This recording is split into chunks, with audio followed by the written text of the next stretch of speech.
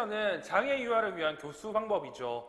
우리가 두 번째 섹션에 봤던 교육과정을 잘 적용하기 위해서 환경 구성을 했다고 하면 이 환경에서 구체적으로 장애 유아를 해서 어떻게 가르칠 것인가가 세 번째 섹션에 언급이 되어 있습니다. 자, 먼저 나오는 게 이 장애 유아를 위한 교수 방법이고요. 이 교수를 할 때 기본적인 원리가 언급이 되어 있어요. 그러니까 쉽게 얘기해서 장애 유아를 가르치기 위해서는 지금 보고 있는 이러한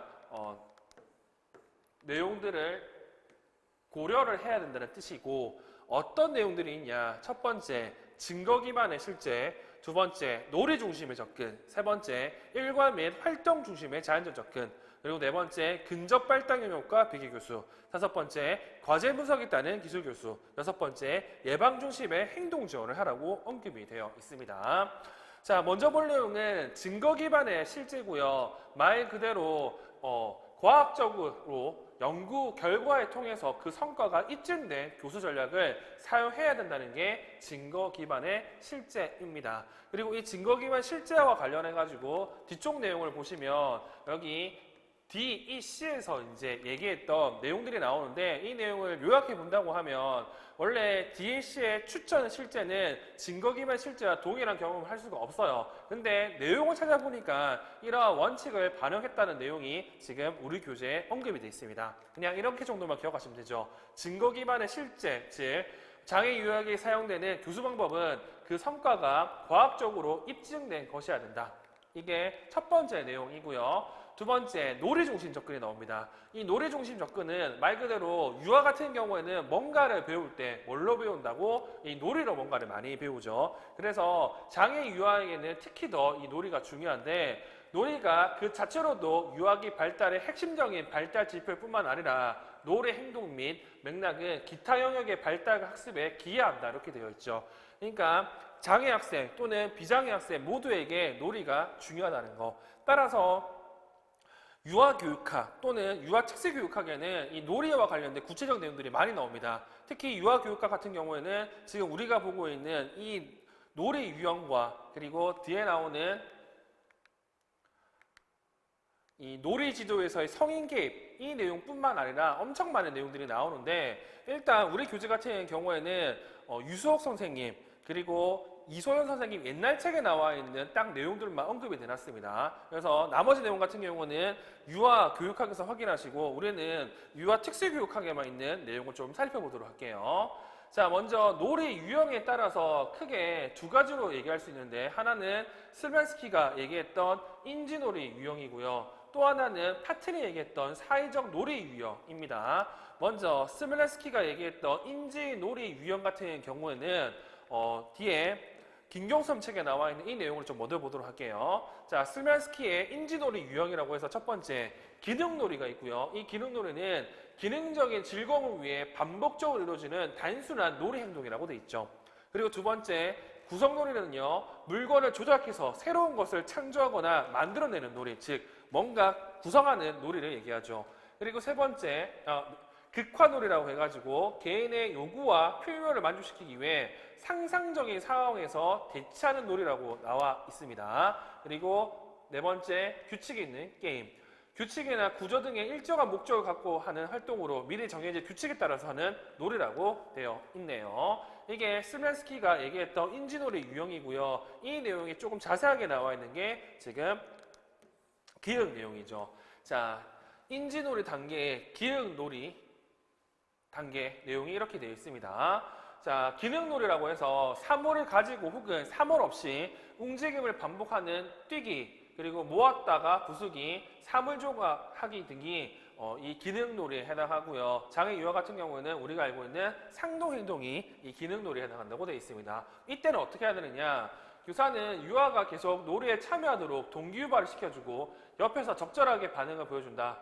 이 단계 유아는 감각적 자극을 즐기므로 다양한 감각 자극을 제공하는 놀잇감을 마련해준다. 그리고 이 시기에는 놀잇감과 함께 쓰기를 못하므로 같은 놀잇감을 여러 개 준비해야 된다, 이렇게 되어 있습니다. 그러니까 놀잇감을 함께 쓰기를 못하기 때문에 여러 가지 놀이를 만들어줘야 된다. 자, 그리고 두 번째, 구성놀이. 이 구성놀이 같은 경우에는 블록, 모래, 점토 같은 자료를 이용해서 새로운 것을 창조하거나 만드는 놀이가 돼 있죠. 이때는 어떻게 해야 되느냐? 교사는 유아의 활동 과정에 초점을 맞추어 한다. 유아에게 지적을 해도 괜찮다는 의미를 전달하고 자신의 선택한 활동을 충분히 수행할 수 있도록 시간을 넉넉하게 제공한다. 그리고 세 번째, 극적놀이 같은 경우에는 뭐 우리가 알고 있는 상상놀이라고 보시면 되겠죠. 부모, 아기, 소방서, 영웅, 괴물 등의 역할을 수행하는 역할놀이와 자동차 운전하기와 연필로 주사 놓기와 같은 가작화하는 역할놀이다, 이렇게 되어 있습니다. 그래서 극적놀이 같은 경우에는 이렇게 역할을 수행하는 역할놀이, 그리고 가작화하는 역할놀이, 이렇게 크게 두 가지로 얘기를 하고요. 역할놀이는 가작화하기와 상상하기의 한 형태이다. 장애 유아에게 상상하기와 가작화하기는 어려울 수도 있다. 가작화하기와 상상하기를 격려할 수 있는 소품은 이들의 흥미를 유발시켜 가작화하기도 하고 또래 주변에서 할 수 있는 기회를 준다. 앞치마와 부엌놀이 도구는 유아가 엄마와 아빠가 되는 것을 가능케 하고 플라스틱 망치와 편치는 유아가 목수나 자동차 정비공이 되는 것을 가능케 한다.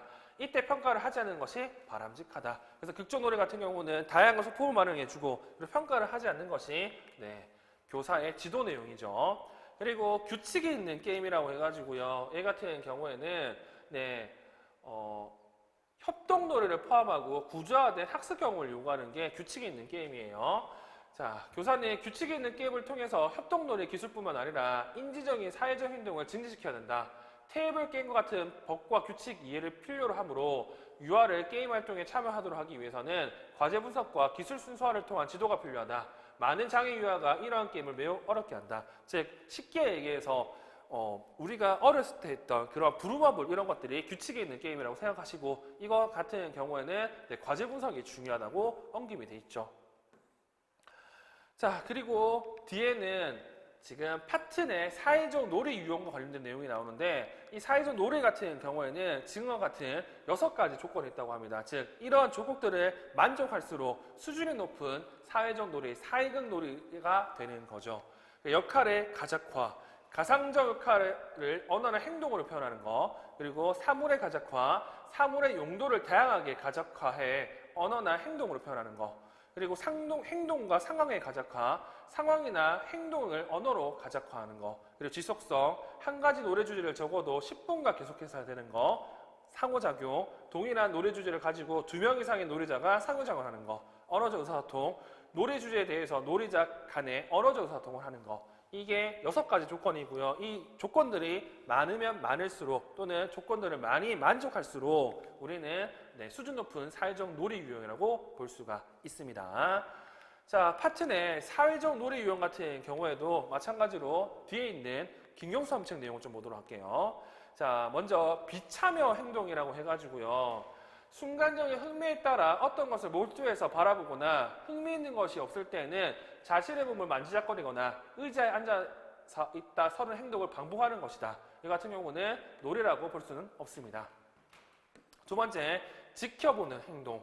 자, 또래의 놀이를 지켜보는 놀이를 말한다. 가끔씩 자신이 구경하고 있는 또래에게 말을 걸거나 질문을 하기도 하며 제안하기도 한다. 그러나 놀이에 직접 참여하지는 않는다. 이 행동이 비참여 행동과 다른 점은 특정 또래 집단을 바라본다는 점과 가까운 거리에서 지켜봄으로써 필요한 경우는 말을 걸 수 있다는 점이다. 이게 지금 비참여 행동과 지켜보는 행동의 차이점이라고 이렇게 돼 있죠. 그러니까 쉽게 얘기해서 지켜보는 행동 같은 경우에는 거리가 가깝고 그리고 또래 집단을 본다는 게 차이점이다. 그리고 단독 놀이가 돼 있죠. 자, 주변에 있는 유아와 이야기를 나눌 수 있는 위치에서 또래가 사용하는 놀잇감과는 다른 놀잇감을 가지고 혼자서 독자적으로 놀아하는 형태다. 곁에 있는 또래와 가까워지려는 시도를 전혀 하지 않는다. 이 놀이는 자신의 주변 환경에 대해서 학습할 기회를 제공해주고 장난감을 다룰 수 있는 기회를 제공하기 때문에 장애 유아에게는 매우 중요하다. 그래서 단독 놀이 같은 경우는 장애 유아에게 좋은 점이 이렇게 언급이 되어 있습니다. 가까운 거리이지만 그냥 다른 애들과 상관없이 자신만 노는 게 단독놀이. 그리고 병행놀이가 있는데 이거 책에 따라서 평행이라고도 얘기하죠. 자, 유아가 주변의 또래들과 동일한 놀이를 하지만 서로 접촉하거나 간섭하지 않고 혼자서 하는 놀이 형태다. 또래와 함께 노는 것이라고 하기보다는 또래 곁에서 논다고 할 수 있다. 그래서 같은 걸 하는데 간섭하지 않는 형태. 이게 평행놀이. 그리고 연합놀이라고 해서 또래와 함께 노는 집단놀이 일종으로 놀이 내용에 대해 이야기를 주고받거나 놀잇감을 빌려주기도 하지만 역할을 분담하거나 놀이 내용이 조직적으로 정해지지는 못한다. 그래서 느슨하게 필요한 거 빌려주고 자기 할 거 하고 근데 이게 완벽하게 돌아가지는 않는 형태가 연합놀이라는 거. 자, 그리고 마지막 협동놀이는요, 한두 명의 유아가 지휘권을 갖고 역할을 서로 분담하며 공동의 목표를 위해 진행하는 조직적인 놀이다. 놀이의 규칙에 따라 각자의 역할이 정해져 있고 그에 따라 놀이를 조직적으로 진행한다. 이게 지금 파트 내 사회적 놀이 유형이고요. 이와 관련해서 조금 더 자세하게 본다고 하면 참여하지 않는 행동, 비참여 행동 같은 경우 놀이에 참여하지 않으면서 놀이하는 다른 유아들의 주변을 쳐다보거나 놀이 영역에 서 있거나 왔다 갔다 한다. 그리고 어떤 유아 같은 경우는 자기 자극 행동을 하는데 또래 간에 상호작은 없는 거. 이때는 어떻게 해야 하느냐. 다른 유아 가까이 왔을 때 유아 쳐다보기, 또래 근처에 머물 때 놀잇감이나 사물을 가지고 참여하기를 격려한다. 그리고 놀잇감 조작하기를 강화하고 조작 방법을 가르치는 게 교사의 지도 방법입니다.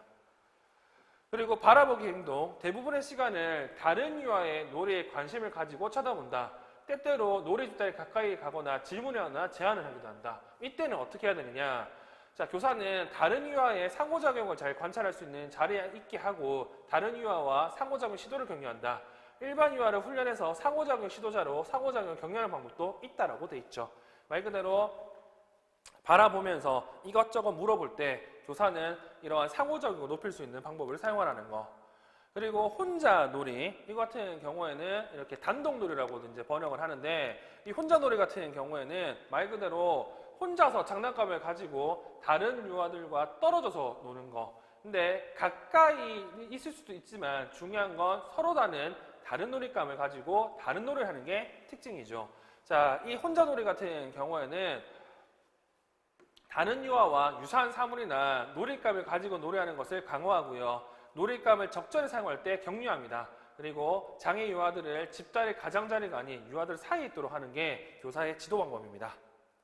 그리고 평행놀이, 병행놀이인데 이 같은 경우에는 같은 공간에서 옆에서 노는 걸 얘기하고요. 또래와 유사한 놀이 자료로 옆에 유아를 인식하고 놀이를 하고 있지만 옆에 유아 활동에 영향을 미치지 않고 영향을 받지도 않는 것을 평행놀이라고 이렇게 얘기를 합니다. 근데 말 그대로 비슷한 거 하면서 신경을 안 쓰는 걸 얘기하는 거죠. 그래서 교사는 또래와 놀잇감을 함께 사용하고 또래에게 놀잇감을 달라고 하는 등을 격려를 하고요. 그리고 얘도 마찬가지로 유아를 집단 가장자리가 아닌 집단 안에서 놀이를 하게 하는 게 교사의 지도 방법이에요. 그리고 연합놀이 같은 경우에는 서로 놀잇감을 교환하기도 하고 다른 유아들의 행동을 따라하기도 한다. 그리고 집단의 유아들이 비슷한 활동을 하고 있지만 놀이 활동이 특정한 목적에 따라 다른 유아들에게 할당된 역할이 있지 않다. 근데 같이 놀기는 하는데 굳이 이렇게 간섭을 안 하는 형태라고 보시면 될 것 같습니다. 이때는 이제 어떻게 해야 되느냐. 자, 상호작용을 격려할 수 있도록 이러한 사회적 놀잇감이나 사물을 준비해 주고요. 그리고 공간도 충분히 만들어 주고요. 장애 유아를 노래친구로 선택하도록 또래들을 강화할 수 있다고 합니다. 그리고 협동놀이 같은 경우에는 말 그대로 협동해서 노래를 하는 거, 그리고 노래 규칙에 따라 각자 역할이 정해져 있고 그에 따라 노래를 조직적으로 진행하는 거, 공동의 목표와 역할이 분담이 있는 게 협동놀이 특징이고 이러한 협동놀이를 할 때에는 말 그대로 상호작용, 협동적인 상호작용을 할 수 있도록 놀잇감과 적합한 공간을 준비를 해야 되고요. 대상 유아와 대화를 하거나 사물을 함께 사용하는 일반 유아 또래를 강화를 해주고 그리고 장애 유아 역시 일반 유아 또래와 놀이할 때 강화를 해주면 좋다는 게 지금 교사 지도 내용이에요. 그리고 이소연 선생님 최신 책 같은 경우에는 이 내용들과 비슷하지만 약간 다른 내용들이 언급이 되어 있거든요. 여기 보시면 이소연 선생님 책에 나와 있는 유아 특수교육학에서 놀이 유형입니다. 자, 대상놀이와 사회적 놀이로 나누고 대상놀이는 감각운동놀이, 그리고 관계 탐색놀이, 기능적 놀이, 기능적 가상놀이, 상징놀이라고 이렇게 나와 있죠. 그리고 사회적 놀이 같은 경우는 비점유놀이, 단독놀이, 방관놀이, 평행놀이, 그리고 연합놀이, 협동놀이로 나와 있는데 결국에는 여기 스멜스키가 얘기했던 인지놀이 유형과 파트리 얘기했던 사회적 놀이 유형을 나름대로 이렇게 정리해서 표로 만든 것 같습니다. 그래서 읽다 보면요, 별 차이가 없지만 약간 다르거든요. 그래서 여러분들이 먼저 해야 될 건 여기 나와 있는 스멜스키의 인지놀이 유형을 외우고, 그리고 뒤에 나와 있는 파튼의 사회적 놀이 유형을 외워야 돼요. 그 다음에 해야 될 건 이것들과 관련된 이소삼책에 나와 있는 유아 특수교육학에서의 노래 유형도 알고는 있어야 될 내용이라고 기억하시면 될 것 같습니다. 근데 거의 비슷한데 약간씩 다르다는 것 정도는 알고 있으면 될 것 같아요. 그러면 이러한 노래를 지도를 할 때 이제 필요에 따라서는 뭐 해야 된다고? 성인 개입을 해야 돼요.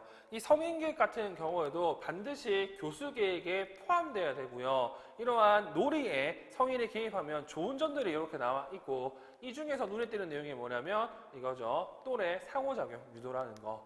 그래서 성인이 놀이에 개입을 하기 위해서는 지금 보는 것 같은 이러한 단계를 거칩니다. 자료, 시간, 공간, 지시, 그리고 지원들을 제공하고 이거를 관찰한 다음에 필요에 따라서 개입을 하고, 개입하는 방법은 방관자, 무대 관리자, 공동놀이자, 놀이 지도자로 이렇게 나눌 수 있다는 거. 그래서 뒤쪽에는 이러한 개입 유형이 이렇게 나오죠.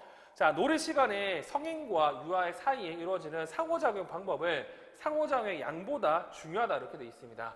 자, 유아의 놀이 개입은 어떤 유형의 놀이 지도 방법을 적용할 것인가와 유아의 놀이 특성이 어떤 것인가에 따라 다르고, 이런 것들은 관찰을 통해서 적용할 수 있다는 거. 그래서 최소한의 개입은 비참여하는 거고요. 그리고 최대한의 개입은 감독자, 교수자라는 거예요. 근데 이거는 놀이에서는 의미가 없잖아요. 그래서 지지자 역할을 할 수 있는 방관자, 무대 관리자, 공동놀이자, 놀이 지도자를 할 수가 있습니다. 이거는 존 스레라는 사람이 놀이에서 성인의 역할을 연속적인 형태로 표현한 것인데, 먼저 방광자 같은 경우에는 말 그대로 보고만 있는 거예요. 자, 근접한 거리에서 놀이하는 유아들을 지켜보고 고개를 끄덕거리거나 다른 비어전 승인을 표시하는 들을 하고 놀이자들에게 언어적 조언을 한다.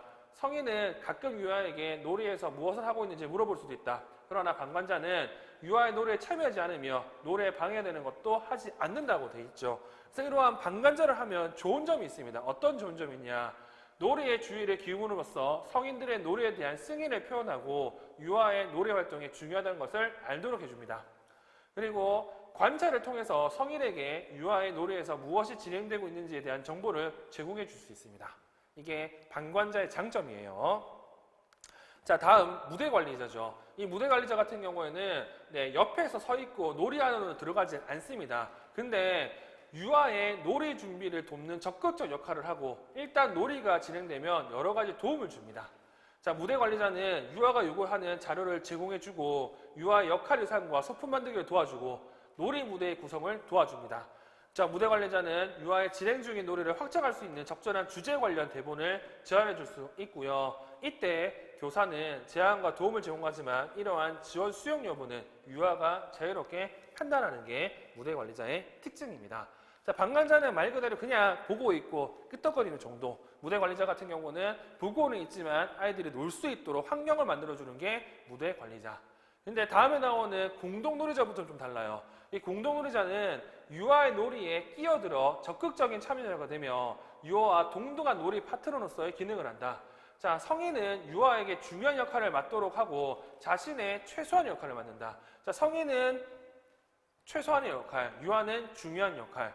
이러한 역할을 수행하면서 성인은 극화 행동의 흐름에 따라가고 유아가 대부분의 시간을 이끌 수 있도록 한다. 놀이가 진행되는 동안 성인은 역할놀이, 가작화 전이, 또래 상호작용 전략 등과 같은 사회적 놀이 기술의 모델을 보여주는 많은 기회를 제공한다 이렇게 돼 있죠. 다시 말해서 놀이는 참여를 하는데 이끄는 것은 유아. 그래서 놀이를 참여를 하면서 다른 친구들에게 모델을 대주는 이러한 것들을 하는 것이 공동놀이자.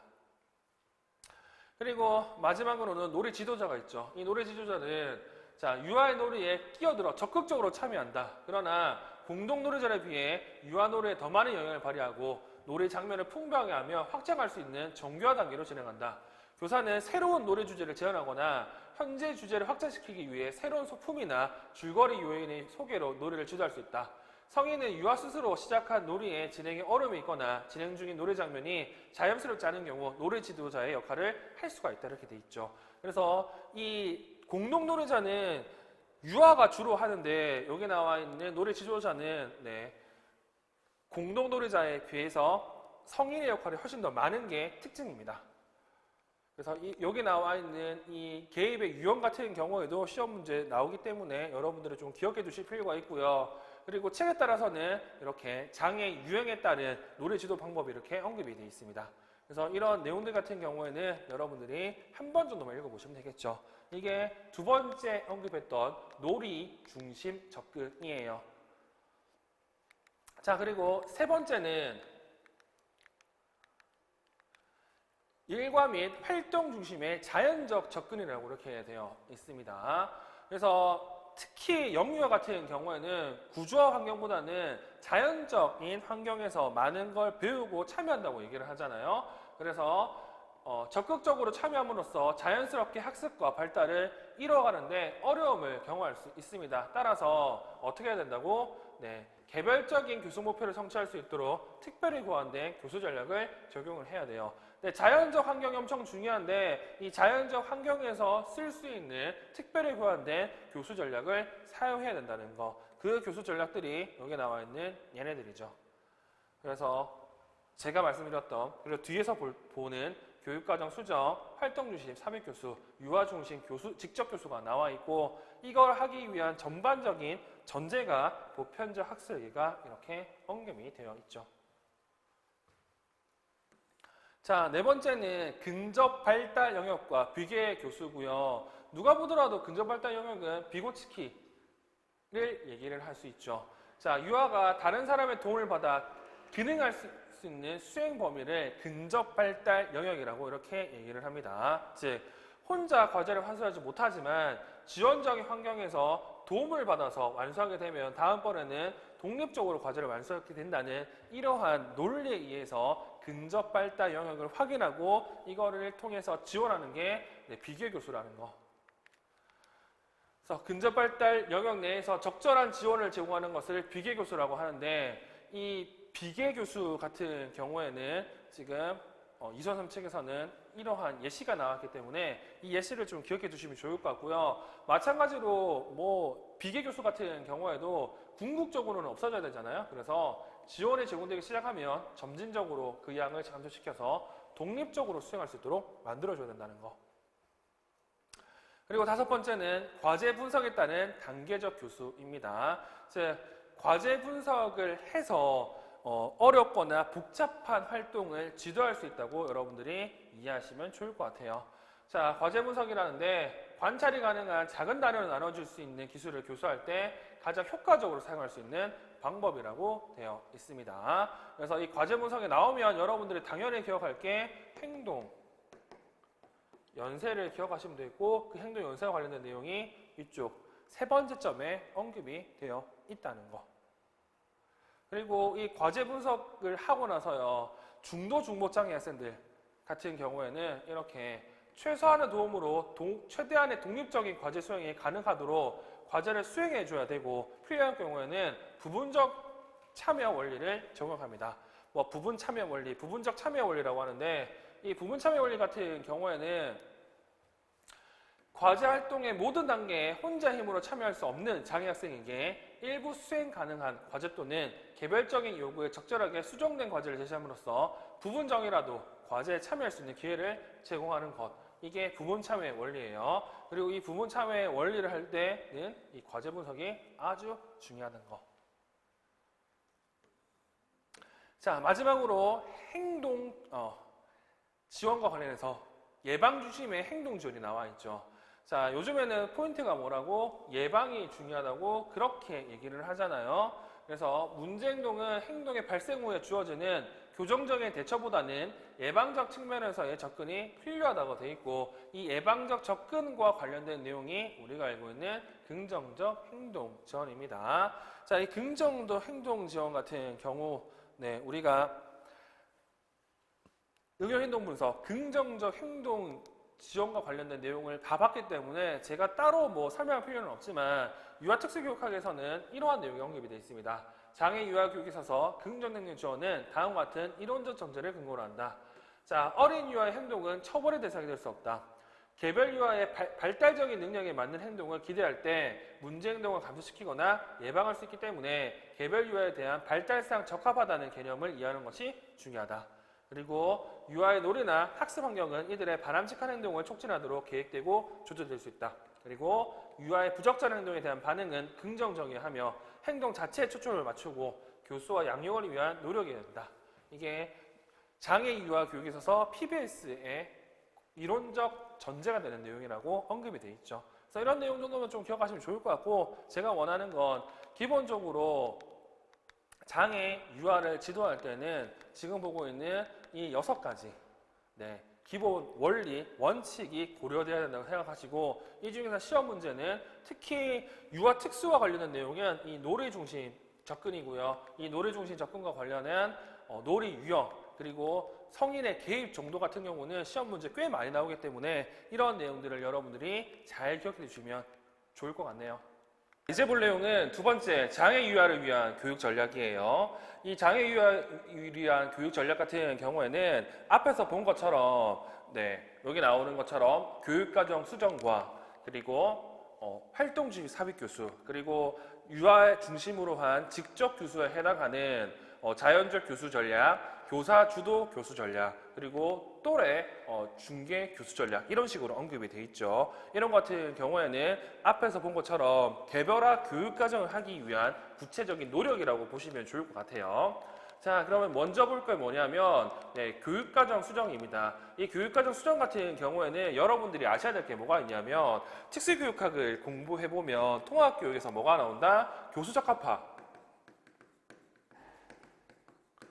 또는 교수적 수정이라는 용어가 나오는데, 원래라면 이 용어들과 이 교육과정 수정은 같은 개념이었습니다. 근데 우리나라 같은 경우는 이와 관련된 연구를 통해서 이 교육과정 수정이 교육과정 한정에 얘기한다는 좀 좁은 범위의 내용이기 때문에 이 교육과정 수정보다는 교수적 합화나 교수적 수정을 얘기하는 경우가 요즘에는 훨씬 더 많고요. 그럼에도 불구하고 유아특수 같은 경우에는 이 교육과정 수정을 따로 또 언급을 하고 있습니다. 따라서 제가 원하는 건 특수교육학에서 얘기하는 교수적 합화 또는 교수적 수정과 그리고 유아특수교육학에서 얘기하는 교육과정 수정이 다르다는 사실을 여러분들이 기억할 필요가 있습니다. 자, 일단 이 교육과정 수정 같은 경우에는 앞에서 본 것처럼 뭘 하기 위해서 기존의 일가와 활동에 참여하기 위해서 하는 게 교육과정 수정이죠. 이러한 교육과정 수정을 통해서 일가 및 활동에 참여하고 일반 교육과정에 접근하도록 하는 게 우리가 알고 있는 이 교육과정 수정과 관련된 의미입니다. 자, 이러한 교육과정 수정을 하기 위해서는 교사가 알아야 될, 즉 선행 조건이 있습니다. 어떤 것들이 있냐? 교수적 접근의 위계적 순서에서 자연적이고 덜 개입적인 방법으로 우선적으로 적용해야 하는 전략임을 이해할 필요가 있다. 그러니까 쉽게 얘기해서 덜 개입적이어야 된다는 거. 그리고 교사는 교육과정 수정이 특별한 자료나 추가적인 노력을 크게 필요로 하지 않는 적용이 쉬운 중재임을 인식하고 적절할 때 적절한 수정 전략을 사용할 수 있어야 된다. 쉽게 얘기해서 어려운 게 아니다는 뜻이죠. 이런 것들이 교사가 알고 있어야 될 내용이고요. 그리고 구체적으로 교육과정 수정을 어떻게 하느냐. 현재 보고 있는 이소연 선책에 나와 있는 이 내용은 크게 유형이라고 해서 환경적 수정과 교수적 수정으로 나누고요. 이 환경적 수정 같은 경우는 다시 환경의 물리적 요소와 환경의 시간적 요소와 환경의 사회적 요소를 나눠요. 교수적 수정 같은 경우는 활동과 교재 크게 두 가지를 나누고, 이거 구체적으로는 이렇게 수정 대상과 수정 예시가 나오는데 지금 보고 있는 이 내용 같은 경우에는 우선적으로 볼 내용은 아닙니다. 무슨 말이냐?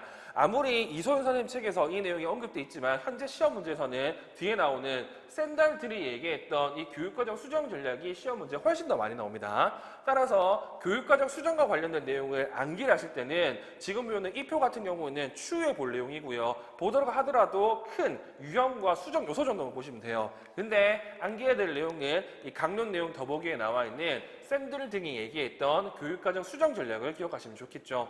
자, 전략을 보시면 환경적 지원, 교재 수정, 활동의 단순화, 선호도 활용, 적응 도구 사용, 성인 지원, 또래 지원, 눈에 보이지 않는 지원 이렇게 나와 있고요. 이 중에서 시험 문제 많이 나오는 게 이 성인 지원과 그리고 교재 수정 관련된 내용이 시험 문제 많이 나옵니다. 자, 환경적 지원 같은 경우 참여와 학습을 촉진하기 위해서 물리적, 사회적, 시간적 환경을 수정한다고 돼 있죠. 앞에 나와 있는 이소연 선책 같은 경우에는 물리적, 시간적, 사회적 요소가 이제 이렇게 언급이 돼 있고 환경적 지원이라고 해서 앞에 나온 내용과 동일하게 이렇게 언급이 되어 있습니다. 그리고 교재 수정 같은 경우 가능한 독립적인 참여를 촉진하기 위해 교재를 수정한다고 되어 있고요. 앞에 있는 내용을 본다고 하면 교수적 수정 안에 교재 내용이 이렇게 언급이 되어 있죠. 다음, 활동의 단순화. 수행 단계의 수를 줄이거나 수행 단계를 작게 나눔으로써 복잡한 과제를 간단하게 하면 되어 있고요. 이 내용 같은 경우에도 교수적 수정의 활동에 들어간다는 거. 자, 다음 내용. 서로도 활용, 주어진 기회를 통해서 학습의 혜택을 누리지 못하는 경우 유아의 선호도를 판별해서 활동에 통합시킴 이렇게 되어 있고요. 뭐 이 내용 같은 경우에는 이 교재 활동에 수준한 교재 내용에도 이 내용이 포함되어 있다는 사실을 여러분들이 기억하시면 됩니다. 자, 그리고 적응도구 사용, 유아의 참여를 돕거나 참여의 정도를 증가시키기 위해 특별한 적응도구를 사용하는 거고, 여기서 말하는 적응도구는 우리가 알고 있는 보조과 기기들이라고 생각하시면 돼요. 다음, 성인 지원은 유아 참여와 학습 지원을 위한 성인 중재고요. 일반적으로는 시범, 그리고 칭찬과 격려 같은 경우가 있다는 거 기억하시면 됩니다. 그리고 또래 지원 같은 경우에는 중요한 목표 행동을 학습을 도와주도록 또래를 활용한다 돼 있고 눈에 들린 게 시범 보이는 것 도움이 한다는 이런 내용들이 또래 지원에 포함되어 있죠. 그리고 마지막으로 눈에 보이지 않는 지원 같은 경우 하나의 활동 중에 자연적으로 발생하는 사건을 의도적으로 구성한다고 되어 있는데 이 같은 경우는 우리가 알고 있는 환경 조성이라고 기억하시면 될 것 같습니다. 그래서 이 교육과정 수정 같은 경우에는 여러분들이 아셔야 될 건 이게 일과와 활동에 참여하도록 해서 기존 교육과정에 접근하도록 하는 방법이라고 기억하시고 이와 중에서 제일 중요한 게 샌들의 교육과정 수정 전략이라는 거 정도는 기억하시면 되겠죠. 그래서 이 내용들 같은 경우에도 1년에 한 번 정도는 방금 얘기했던 교수 적합화 또는 교육과정 수정으로 유축해서 시험 문제를 물어보기 때문에 이 관련된 내용들을 잘 기억하시면 좋을 것 같습니다. 자, 그리고 두 번째는 활동 중심 삽입 교수입니다. 이 활동 중심 삽입 교수 같은 경우에는 사회적 상호작용을 증진시켜서 사회적 통합을 하기 위한 거잖아요. 일단 이 활동 중심 삽입 교수는 기본적으로 활동 중심 중재와 그리고 삽입 학습 기회라는 두 가지 용어가 혼재되어 있는 내용이고요. 이 같은 경우 유치원의 하루 일과에 따라 진행되는 활동에 교수 활동을 삽입해서 장애 유아의 교수 목표가 성취되게 하는 교수 전략입니다. 그럼 이거는 어떻게 하느냐? 이렇게 하는 거죠. 자, 활동 중심 삽입 교수는 유아 교육기관의 하루 일과나 활동 중에 장애 유아가 개별화 교육계획의 교수 목표를 연습할 수 있도록 특정 시간을 선정하고 짧지만 체계적인 교수를 실행함으로써 유아로 하여금 필요한 기술을 자연적인 환경에서 성공적으로 사용할 수 있도록 도와주는 방법이라고 이렇게 돼 있죠. 그래서 이 개념이 제가 늘 얘기하지만 뭐와 유사하냐면 우리가 알고 있는 분산 시도 또는 분산 연습과 유사하다고 얘기를 했습니다. 다시 말해서 분산 시도, 분산 연습을 조금 더 체계적으로 만든 교수 전략이 여기 나와 있는 활동 중심 삽입 교수 또는 삽입 교수라고 생각하시면 좋을 것 같고요. 따라서 이 분산 시도, 분산 연습, 이 삽입 교수 같은 경우에는 여기 나와 있는 정의만으로는 조금 이것들을 구분하기 힘든다고 말씀드렸죠. 그래서 기억할 건 여기 나와 있는 카테고리로 얘네들을 구분하셔야 되고 이 관련된 내용 같은 경우는 제가 기출문제 풀 때 조금 더 말씀을 드릴 거고 일단 분산 시도, 분산 연습이라고 하면 연습 방법을 물어보면 얘를 쓰셔야 되고요. 일반적인 교수 전략이라고 한다고 하면 활동 중심 삽입 교수나 삽입 교수를 생각할 필요가 있습니다. 그러면 이러한 활동 중심 삽입 교수를 같은 경우에는 하기 위해서는 뭘 해야 되느냐? 하루 일과와 활동 중 삽입된 학습 기회를 이용해야 되고요. 그리고 그 성과를 보장하기 위해서 학습 기회가 충분히 주어지도록 계획하고 실행되어야 됩니다. 즉 마음대로 하는 게 아니라 미리 계획을 해야 된다는 거. 그리고 마찬가지로 이렇게 일반 유아 교육과정 내에 일과와 활동이 진행되는 중에 장애를 지닌 유아의 개별화 교육계획상의 교육 목표를 교수하는 과정이므로 그 성과를 보장하기 위해서는 교사와 특수교사 간의 긴밀한 협력이 전제된다고 이렇게 나와 있죠. 하지만 이걸 하기 위해서는 협력이 필요하다는 것 정도는 여러분들이 잘 기억하시면 될 것 같습니다. 그러면 얘를 어떻게 실행하느냐? 이거 같은 경우에도 책에 따라서 1단계, 2단계, 3단계, 4단계 이렇게 나온 책도 있고 아니면 여기 나온 것처럼 5단계로 이렇게 나온 책도 있는데 일단 기본적으로 1단계 교수 목표 점검 및 수정이라고 해서요. 개별장애 유아의 개별화 교육계획 교수 목표와 학급에서 진행된 일과와 활동의 교수 목표를 검토하고 유아의 개별 교수 목표를 기존의 일과와 활동 중에 삽입해서 교수할 수 있는 형태로 재서술을 한다 이렇게 돼 있죠. 쉽게 얘기해서 기본적인 유치원 일과 그리고 활동 내에 개별 장애 유아의 개별화 교육계획 목표를 넣고 그것을 수정하는 게 1단계입니다. 그리고 2단계 학습기획 구성이라고 해서요. 일과와 활동 계획을 분석해서 장애 유아의 교수 목표를 삽입해서 교수할 수 있는 적절한 학습 기회를 판별한다. 이때 활동기술 도표를 활용해서 학습 기회를 효율적으로 판단할 수 있을 뿐만 아니라 하루에 걸친 학습 기회를 한눈에 파악할 수 있다. 즉 이러한 그래프, 도표를 만들어서 한눈에 볼 수 있도록 만들어야 된다. 이때 주의할 점이 있고요. 이 주의할 점 같은 경우 수정된 교수 목표를 활동 준비 삽입해서 교수하기 위한 기회를 조성할 때 교사는 기능적으로 의미 있는 상황에서 교수할 수 있도록 학습 기회를 구성해야 된다. 중요한 건 의미 있는 상황에서 해야 되고요. 두 번째, 교사는 삽입 교수가 가능한 기회를 식별하고 조성하는 것 외에도 유아가 하루 일과 전체를 통해서 교수 목표를 충분히 연습할 수 있도록 다양한 기회를 조성해야 된다. 한 번 만드는 게 아니라 하루 일과를 통해서 충분히 연습할 수 있도록 다양한 기회를 만들어 줘야 된다는 거. 이렇게 2단계 학습 기회를 구성했다고 하면 그에 대해서 이제 실행하면 되겠죠. 그 실행하는 게 3단계입니다. 자, 삽입교수 계획이라고 해가지고요. 방금 얘기한 것처럼 이런 것들을 파악해서 학습할 수 있는 기회가 파악이 된다고 하면 지금 여기 나와 있는 것처럼 구체적인 교수 계획을 작성을 하고요. 이 작성된 교수 계획에 따라서 실시를 하면 됩니다. 자, 실시하기 위해서는 지금 여기 교사가 유의할 점이 있죠. 교사는 교수해야 하는 유아의 교수 계획을 사전에 잘 검토해서 언제 무엇을 어떻게 할 것인지에 대한 자신의 역할을 잘 알고 자연스럽게 실행할 수 있도록 충분한 준비를 해야 된다. 사전에 준비하는 거죠. 다음, 활동 중심 삽입 교수는 개별장애 유아를 대상으로 교수 활동을 실시하는 것이므로 이로 인해서 학급의 교육과정 운영이 방해돼서는 안 된다. 둘 다 중요하다는 거. 자, 그리고 마지막으로 교사는 자신이 실행한 삽입 교수가 제대로 되고 있는지에 대해서 중재 충실도를 점검해야 된다. 그래서 유특 같은 경우는 삽입 교육에서 뭐가 나온다? 이 중재 충실도라는 개념이 언급이 된다는 거. 쉽게 얘기해서 우리가 알고 있는 신뢰도와 관련된 내용이죠. 그래서 중재 충실도가 지금 삽입 교수에서 언급된다는 사항을 잘 기억해 두시면 좋을 것 같고요. 마지막으로는 삽입 교수 평가를 하겠죠. 이 평가할 때도 주의점이 있는데, 자, 모든 교수 활동에 있어서 진도 점검 및 기록은 유아의 향후 학습 계획의 기준 자료로 활용된다.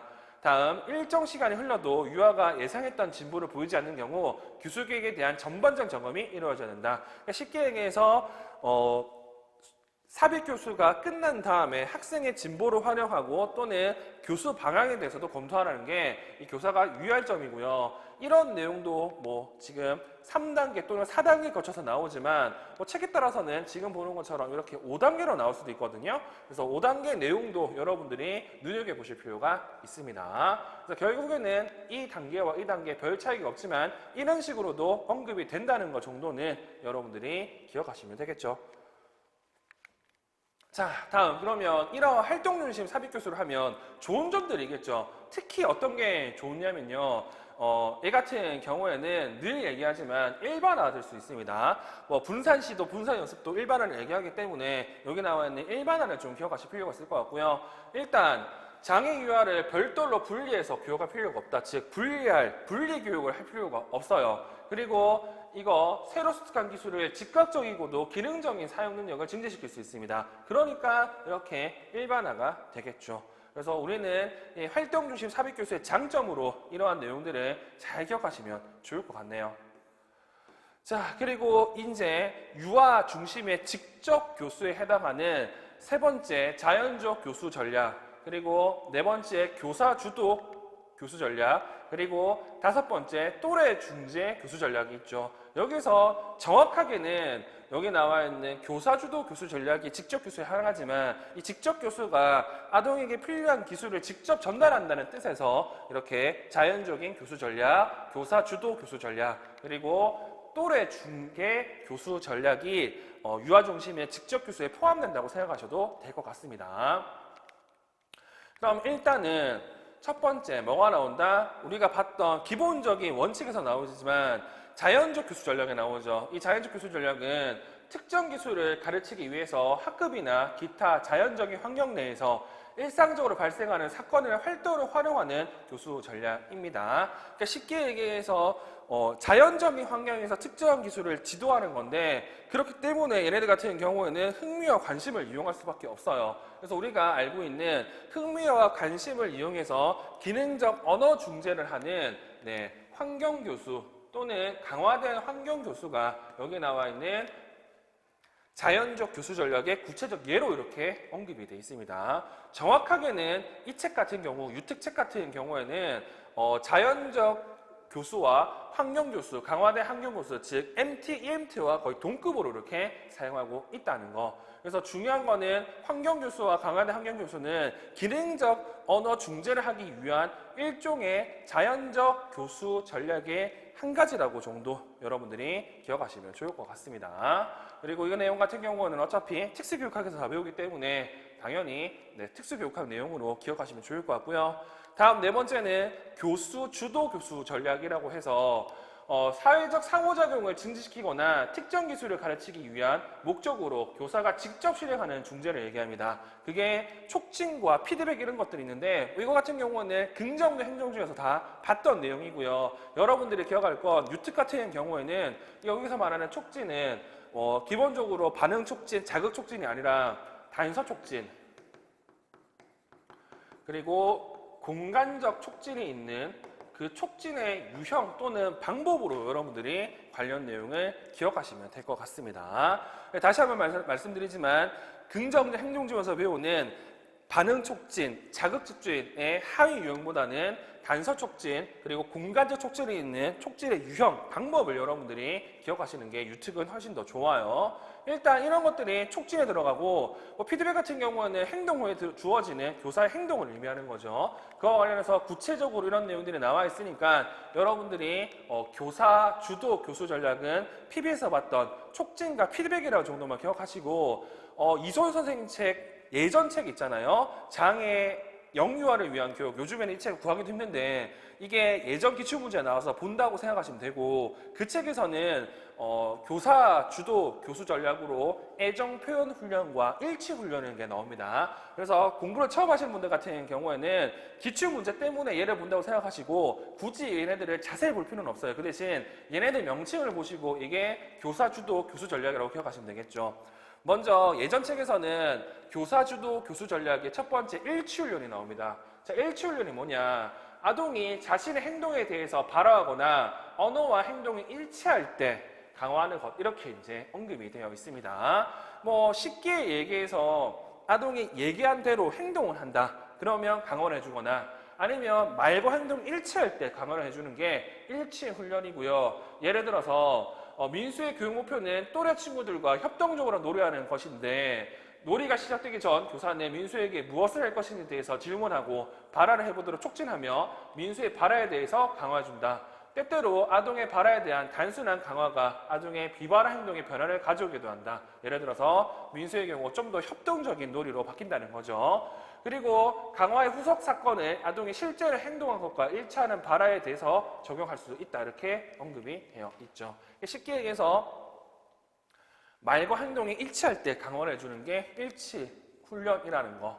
그리고 두 번째는 애정 훈련이라고 해서요. 이건 뒤에도 또 나오지만 애정 훈련, 놀이 활동의 구조화를 활용한 특정 전략이다 하고, 이 애정 훈련은 교사가 아동 간의 신체적인 접촉, 그리고 뒤엉켜 뒹굴기 놀이, 그리고 친구에 대한 토론 시간을 증가시키기 위해서 자주 사용되는 유치원 놀이를 애정 훈련이라고 이렇게 한다고 되어 있습니다. 즉 친구 간의 상호작용을 높이기 위한 방법들을 묶어가지고 애정 훈련이라고 한다. 이렇게 정도 기억하시면 될 것 같아요. 이게 우리가 알고 있는 네 번째 교사 주도 교수 전략이고, 얘 같은 경우에는 이 촉진이 엄청 중요하다고 기억하시면 됩니다. 그리고 마지막으로 또래 중계 교수 전략이 있는데, 얘 같은 경우는 시험 문제 꽤 많이 나와요. 자, 또래 중계 교수 전략은 장애 이화의 학습과 발달을 촉진하기 위해서 또래를 활용하는 전략을 포함한다라고 되어 있고요. 따라서 얘네들 같은 경우에는 책마다 유형이 좀 많이 다릅니다. 그럼에도 불구하고 우리는 우리 교재에 정의된 내용을 좀 기억하시면 좋을 것 같고, 일단 이 또래 중계 교수 전략 같은 경우, 또래는 교사의 훈련에 따라 장애 이화의 행동을 변화시키고 전 학문 기술이나 사회 의사소통 및 노래 기술을 증진시키는 역할을 하게 된다고 했죠. 쉽게 얘기해서 그냥 하는 게 아니라 교사의 훈련에 따라서 이런 거를 할 수가 있습니다. 그리고 이러한 또래 중계 교수 전략 같은 경우에는 하면 좋은 게 있는데, 기본적으로는 얘도 일반화를 이렇게 촉진시켜 준다라고 정도 기억하시면 좋을 것 같아요. 그리고 이러한 점 때문에 DEC 같은 경우 유아에게 기술을 가르치고 학습과 참여를 촉진하기 위한 방법으로 이거를 엄청 많이 강조하고 있습니다. 그러니까 우리 시험에 나온다는 거죠.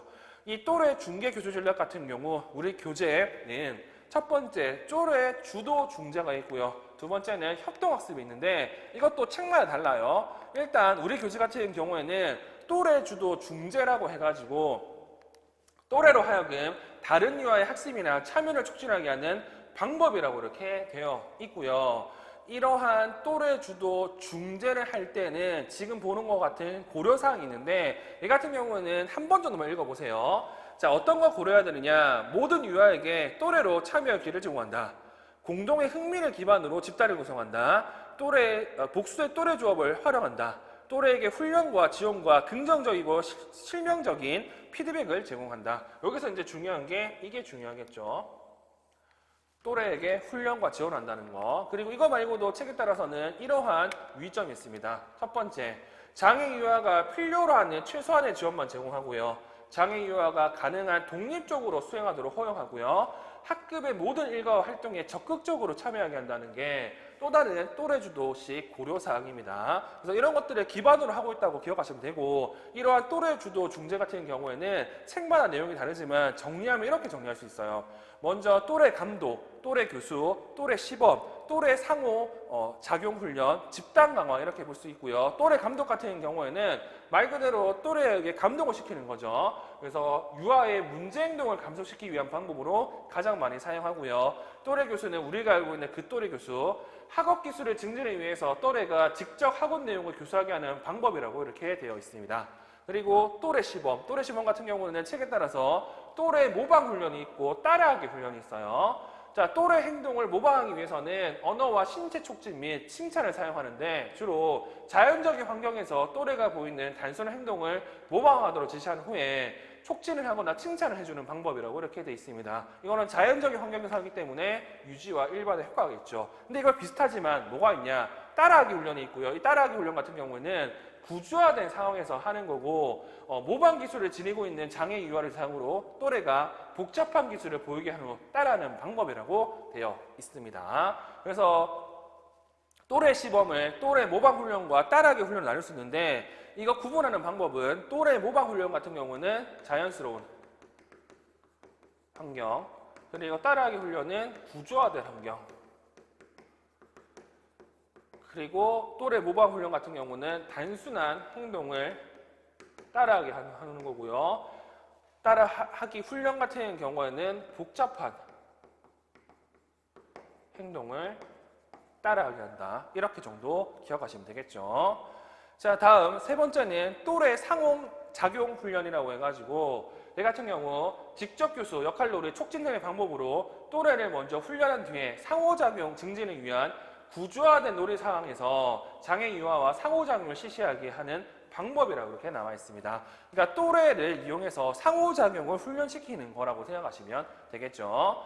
일반적으로 또래 상호작용 훈련은 몇 회기에 걸쳐서 나누기, 놀이 재현하기, 도와주기, 칭찬하기 등의 사회적 기술 개념을 소개하고 각 기술을 사용할 수 있도록 훈련하는 절차로 진행되는데, 각 훈련 회계는 주로 대상 친구와 함께 놀아야 하는 이유 또는 중요성에 대해 이야기를 나눈 후 특정 기술을 사용해서 친구를 놀이를 끌어들이고 유지하는 방법을 학습하기 위해서 이러한 전략들이 사용된다고 되어 있죠.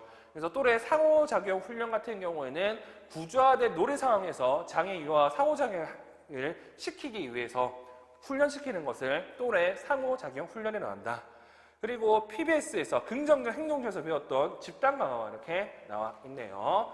한 집단 내에 있는 모든 유아가 일정 기준에 도달했을 때 집단 전체를 강화하거나 장애 유아가 특정 기준에 도달했을 때 집단 구성원 모두를 강화하는 방법이다. 그래서 지금 보고 있는 내용이 또래 주도 중재에 많이 사용하는 유형이라고 보시면 될 것 같습니다. 자, 이 다음에 나오는 또 다른 또래 중개 교수 전략으로는 협동학습이 있는데, 협동학습 같은 경우는 통합교육에서 배웠던 내용과 동일합니다. 그래서 이거 같은 경우는 그렇게 여러분들이 뭐 신경 쓸 필요는 없을 것 같고요. 다양한 학습자로 구성된 소규모의 집단이 적극적으로 참여하게 하여 함께 활동을 성취하는 것이라 되어 있죠. 제일 중요한 게 이질적인 집단이잖아요. 이질적인 집단으로 같이 가르치는 것이 협동학습이고, 이러한 협동학습 같은 경우에는 여러 가지 장점이 있겠죠. 그래서 이런 것 정도만 기억하시면 됩니다.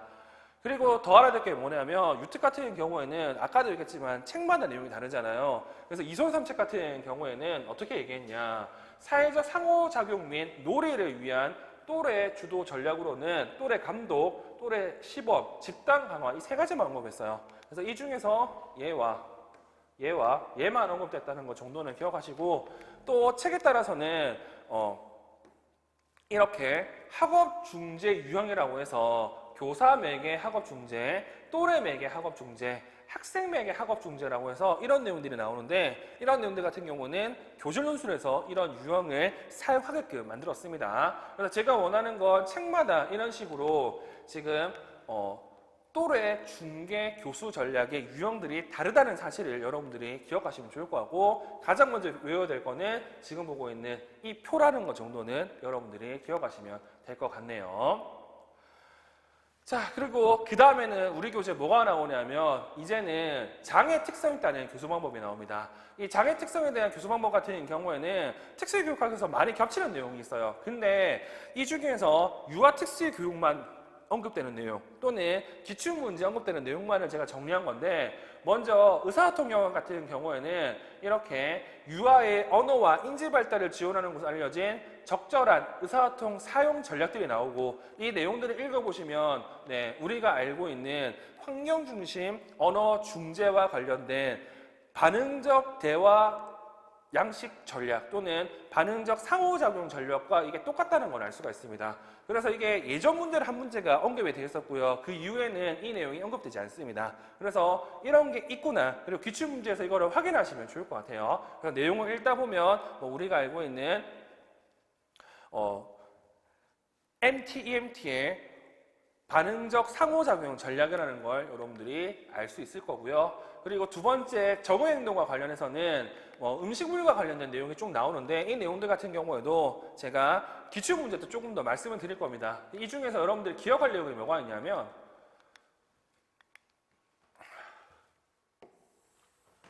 기본적으로 음식물 같은 경우에는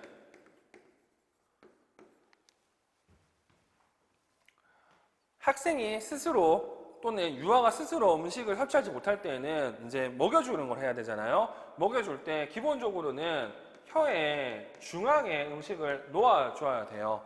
근데 몇몇 애들 같은 경우, 예를 들어서 혀 내밀기, 이렇게 혀를 내미는 반사가 있는 애들 같은 경우에는 혀 끝에 음식을 놓고 숟가락을 이용해가지고 누른 상태에서 45도 정도 기울기를 가지고 빼면서 윗입술로 음식을 닫아서 입 다물기를 시켜야 되는 내용이 시험 문제 언급이 되었고요. 그리고 기본적으로 혀의 중앙에 놔야 되는데 애가 음식에 엄청 민감한 애가 있어. 또는 자폐라 가지고 특정 음식에 대해서 거부 반응이 있는 애들 있잖아요. 걔네들 같은 경우에는 어금니에 음식을 놓아서 한 번이라도 쉽게 만들어줘야 된다는 내용이 유특과 특수교육학에서 시험 문제에 언급됐던 내용입니다. 그래서 이런 내용들이 지금 봤던 우리 교재에 실려져 있으니까 이 내용 위주로 보시고요. 나머지 내용도 한 번 정도 읽어보시고 관련 내용은 제가 기출문제 때 조금 더 말씀을 드리겠습니다. 그래서 이런 내용들이 지금 시험 문제에 언급이 되었다는 것 정도는 알고 있으면 될 것 같아요. 그래서 방금 얘기했던 내용들 여기 나와 있습니다. 음식 섭취 과정에서 구강 운동의 엮이는 다루는 기법과 그리고 비정상적 감각 반응과 그리고 감각 요소들과 관련된 내용들이 언급이 되어 있고요. 최근 이소연 선책 같은 경우에는 지금 보는 것처럼 시각장애, 청각장애, 지체장애 그리고 의사소통 장애와 관련해서 필요한 교수 전략들을 구체적으로 이렇게 언급해놨어요. 이 내용 같은 경우에는 당연히 통합교육에 교수 적합화 관련된 내용으로도 보시면 뭐 나쁘진 않을 것 같고요. 그래서 이 내용 같은 경우에도 한 번 정도만 읽어보시고 그와 관련된 내용들을 여러분들이 눈여겨보신다고 하면 시험에 나올 때 그렇게 어렵지 않게 문제를 푸실 수 있을 겁니다.